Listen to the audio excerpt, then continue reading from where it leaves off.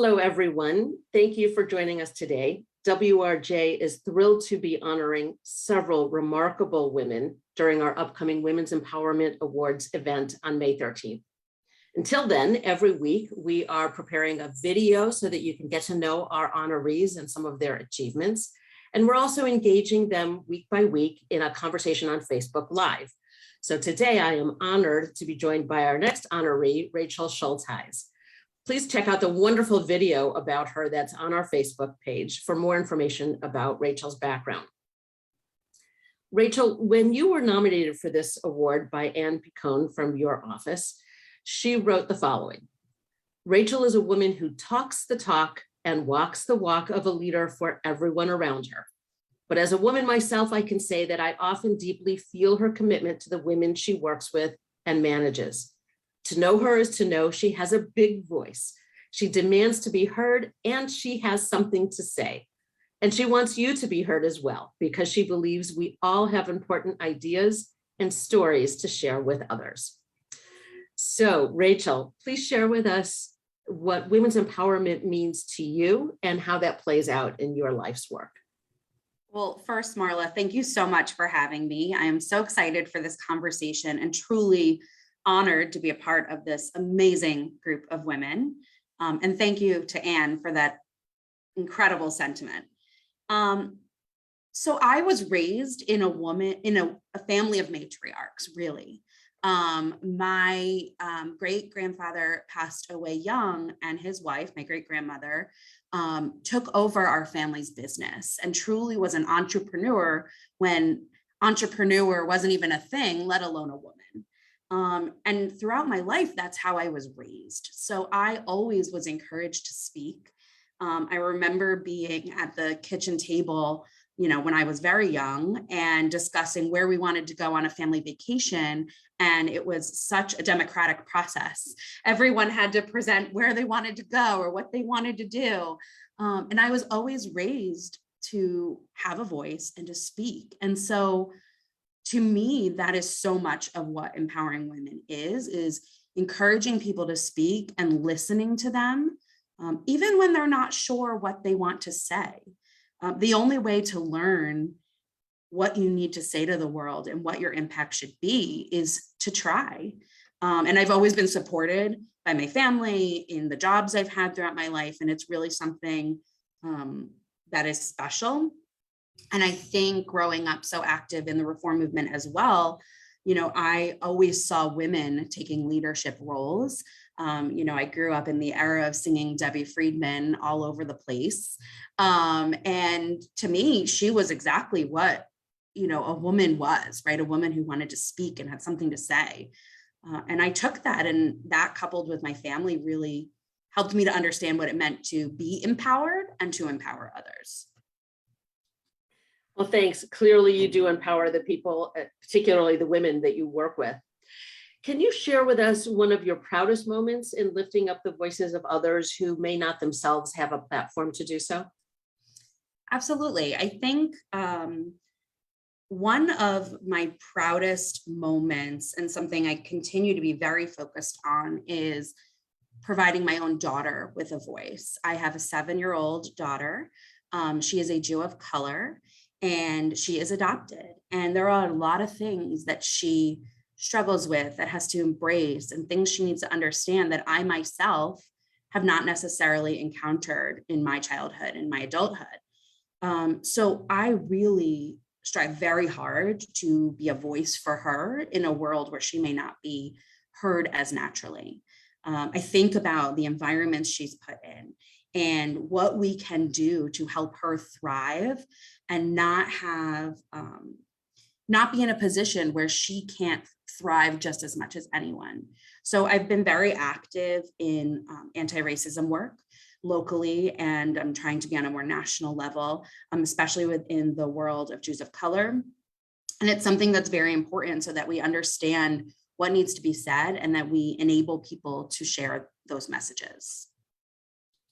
Well, thank you for sharing your personal story. I would add here, for those who may not know, that one of our other honorees is Marigad, who recently wrote a book about her experiences as a Jew of color and some of the struggles that she had.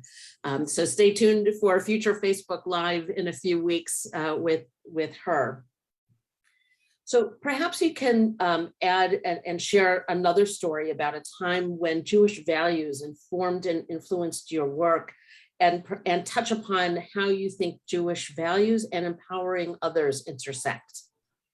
Absolutely. I think I am one of a few women in this group that's being recognized that do not have a career in Judaism.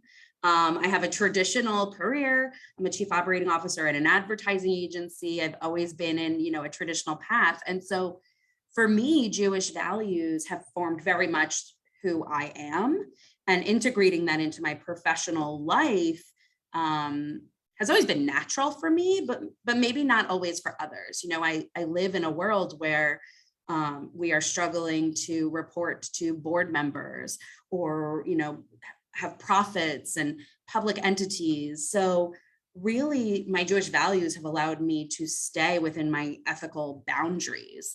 I've been in positions and opportunities where that could waver.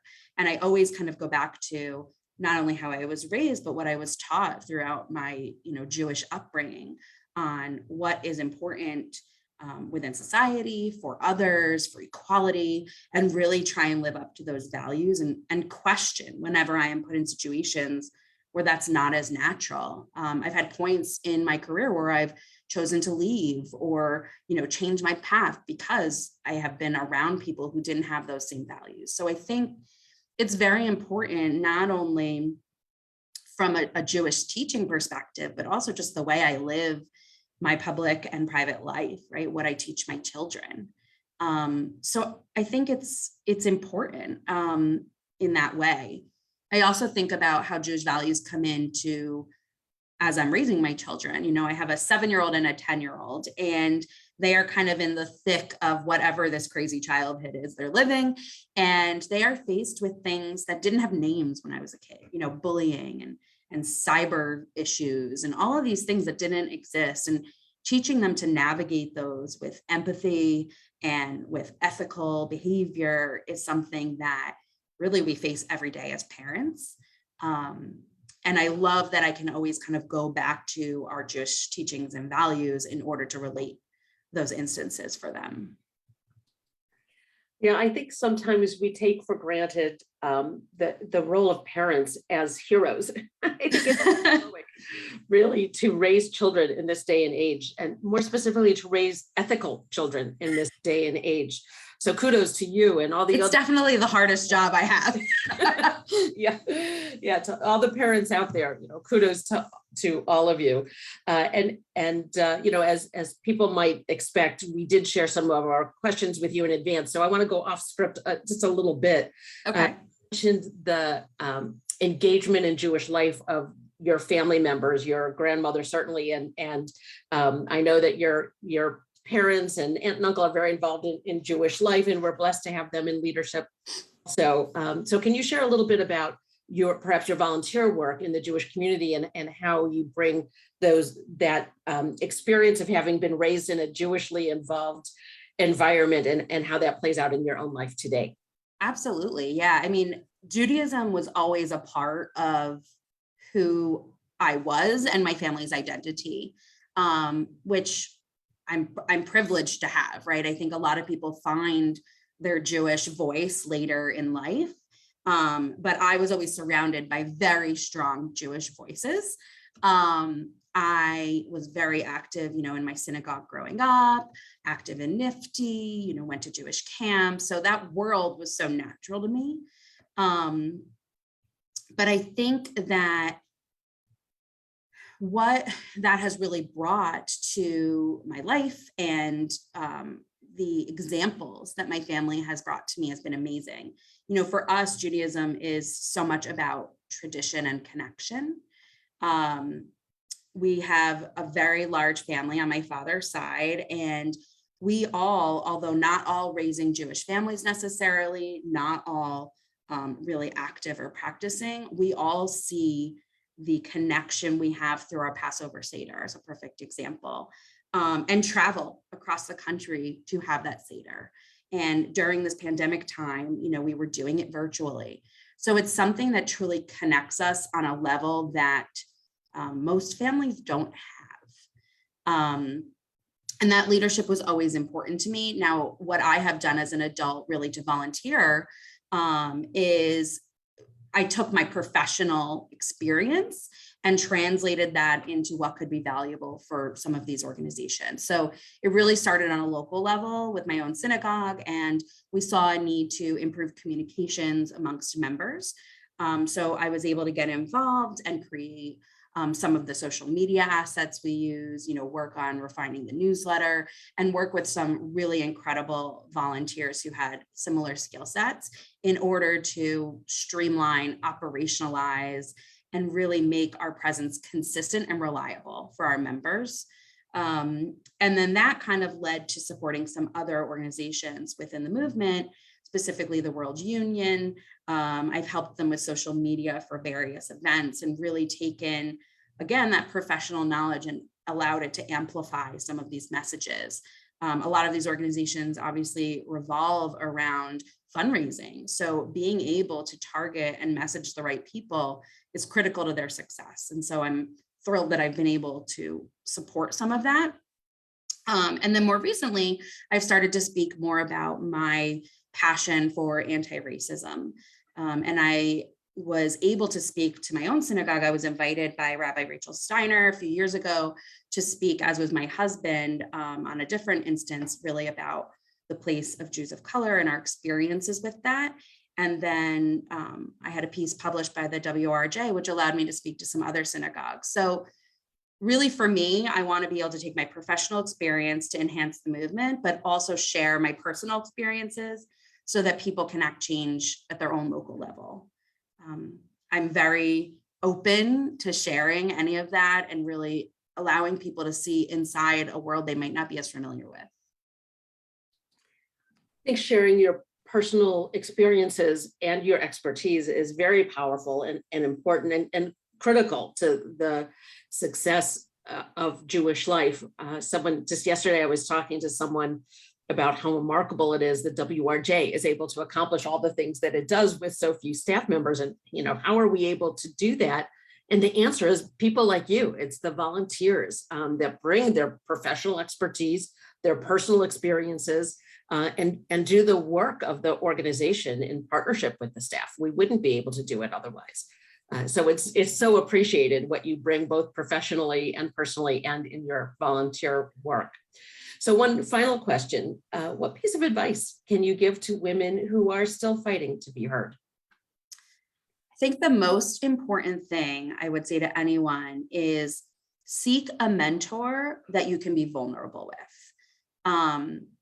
Not everything we want to say is ready to be heard, or is where we want that message to land. So you need someone that you can speak with, someone that you can be vulnerable to and say the things that are radical or different, and really embrace that and refine that so that when your message goes out, it is something people can listen to. You can only make change if you're saying something that people can hear. So it's really, really important that you are able to have someone you trust that you can work with on that. I think also I always say to people who I work with, be comfortable with being uncomfortable. Change is scary. And a lot of the conversations I've had to improve my own, point of view and vision is with very uncomfortable topics. But that is how we get better. That is how we empower the next generation. And it's really something that I would encourage everyone. You need that person who you're safe with. That's great advice. Find a mentor. And I would add for those who are listening, if you have the ability, also be a mentor to others. So I think we all benefit at whatever stage in our lives and careers we'll all benefit from having mentors and also being mentors. I think that strengthens all of us. Thank you for sharing your wisdom with us today and taking the time to chat with us and all that you do in your local community and to advance and empower women. You are truly an inspiration to so many of us, Rachel, and you are so deserving of this award. Thank you also to all of our listeners today for joining us this week. I hope you'll join us also next week for Facebook Live, our conversation with one of our other honorees, Julia Weinstein. To register for the Women's Empowerment Awards event on May 13th, please go to our website, wrj.org. And if you'd like to personally congratulate one of our honorees, please consider providing a tribute ad in their honor. The deadline for purchasing tribute ads has been extended through next Monday, April 11th, so there is still time. Thank you also to Natalie Bowles, who's in the background today, providing support. And once again, Rachel, thank you for all that you do and congratulations on this award. Thank you again for including me amongst this amazing group of women. And it was so wonderful to chat with you today, Marla. All right, have a good day, everyone. Bye-bye.